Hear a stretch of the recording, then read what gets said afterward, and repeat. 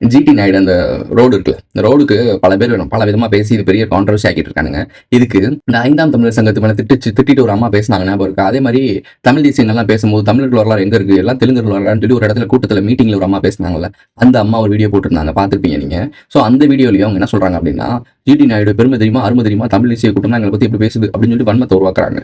அதாவது காக்கா போய் கொக்கு போய் கழுகு போயின்ற மாதிரி ஏதோ ஒரு ஆங்கிள் ஏதோ ஒரு வகையில மக்களுக்குள்ள கலேபரத்தை தூண்டுவதற்கான வேலைகளை பார்க்குறாங்க. இந்துக்கள் முஸ்லீம்கள், அப்படி இல்லாட்டினா இந்துக்கள் நார்த் இந்தியன்கள், அதாவது நாத்திகர்கள், இந்த கடவுள் மறுப்பு கடவுள் ஏற்பு அவங்களுக்கு பிரச்சனை இருக்கும், இல்லை அந்த சாதி இந்த சாதி, எல்லாம் நான் வந்து சும்மா சொல்லலை. வரக்கூடிய நியூஸ்கள்லாம் கவனிச்சு பாருங்க, எல்லாமே ஏதோ ஒரு வகையில் ரெண்டு தரப்பான மக்களுக்குள்ள மோதலில் உருவாக்குற மாதிரி நியூஸ்கள் தான் வருது. இது சாதாரண விஷயம் கிடையாது. ஒரு விஷயத்துல நடக்காட்டியும் இன்னொரு விஷயத்துல அசம்பாவிதம் நடந்துச்சுன்னா திரும்ப அந்த தாழ்த்தப்பட்டவங்க, இப்போ ரீசெண்டாக ஒரு நியூஸ் பார்த்தேன், போட்டு வரேன் பாருங்க. ஒரு தாழ்த்தப்பட்டவங்க இரட்டை கோலை முறை இருக்கான், 2025 வாழ்ந்துகிட்டு இருக்கோம். நான் கூட ஒருத்தன் பேசினேன், அவன் சொல்றான் நம்ம ஆளுதான் கல்யாணம் பண்ணணும், இப்போ ஒன்றும் தெரியாது, ஃபியூச்சர்ல வந்து ஒரு மாதிரி ஆகும். என்ன ஆயிரும்? ஏன்டா ஃபியூச்சர்ல 5 வருஷம் கழிச்சு நீ வாழ்வாதாரமே இல்லாம போயிடுவேன். அங்க போயிட்டு பிராக்டிகல் லைஃப்ல வரல. இந்த ஜாதின்றது வந்து ஒரு ரத்தத்துக்குள்ள ஊருன மாதிரி ஆக்கி விட்டாங்க.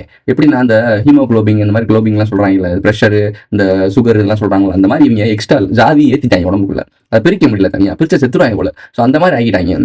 அவங்களா உணர்ந்து தான் வெளியே வரணும். வரலன்னு வச்சுக்கோங்க, சீரியஸான விஷயங்கள்லாம் விபரீதமான விஷயங்கள்லாம் பார்க்குற மாதிரி இருக்கும். சாதின்றது நமக்கு ஒரு தாழ்வு மனப்பான்மை தான் உருவாக்கும். ஏன்னா எப்படி பார்த்தாலும் இப்போ ஆண்டபரம்னு சொல்லக்கூடிய ஆட்களும் மேலே ஒருத்தன் கீழே தான் இருக்கான். புரிஞ்சுக்கோங்க, எப்படி பார்த்தாலும் அப்பனுக்கு அப்பன் ஒரு இடத்துல இருந்துகிட்டே தான் இருக்கான். அப்போ நீ எவனுக்கோ ஒருத்தனுக்கு கீழே தான் இருக்க, ஆனால் உனக்கு கீழே ஒருத்தன் இருக்கான். அப்போ கீழே இருக்கவன் நீ சமமாக மாக்கணும் அப்படின்னா, இப்போ ஒவ்வொருத்தங்களா சமமாக்கிட்டே போனோம்னா எல்லாரும் ஈக்குவல் ஆயிடுவோம். எல்லாரும் ஈக்குவல் ஆகிட்டோம்னா இவ்வளோ நாள் நம்மளாம் யார் இந்த படிக்கட்டாக பயன்படுத்தினானோ அவனுக்கு வயிறு கீறு எல்லாம் எரிய ஆரம்பிச்சிடும். அவன் ஆட்டோமேட்டிக்காக அம்பலப்பட்டுருவான். அவன் யாருன்னு நல்லாவே தெரிஞ்சிடும். இவ்வளவு நாள் நாங்கள் பேசிட்டு இருந்தோம்ல எந்த கூட்டம்னு, அந்த கூட்டம் துண்டா தெரிஞ்சிடும். தோட்டி விட்டு பத்தி விட்டுறலாம். ஸோ இதுக்காக தான் இந்த வேலையை பார்த்துட்டு இருக்கோம். இவங்க பல வழிகளில் பூனைக்கு யார் மணி கட்டுறதுன்னு வேலை பார்க்குறாங்க. அந்த பூனைக்கு மணியை கட்ட விடாம பார்த்துக்கிறது வேலை. கட்டிட்டாங்க அப்படின்னா அவ்வளோதான், திருவிழா ஜெய் நடக்க ஆரம்பிச்சிடும். ஒன்றும் பண்ண முடியாது, யாராலையும் தடுக்க முடியாது. ஸ்பார்க்கு தான் நான் சொல்றேன், திரும்ப சொல்றேன், தீபாவளி பட்டாசு ஒன்று இருக்கு. ஆனா திரி வந்து 34,000 வச்சிருக்காங்க. ஒரு பட்டாசுக்கு 34,000 திரி இருக்கு. எங்க வைப்பாங்க, எது எங்க பிடிச்சி போகும்னு தெரியாது. அதை அமர்த்தணும்னா முதல் அந்த பட்டாசை நாசம் பண்ணிடணும், மழை பெஞ்சு நமத்து போயிடணும்.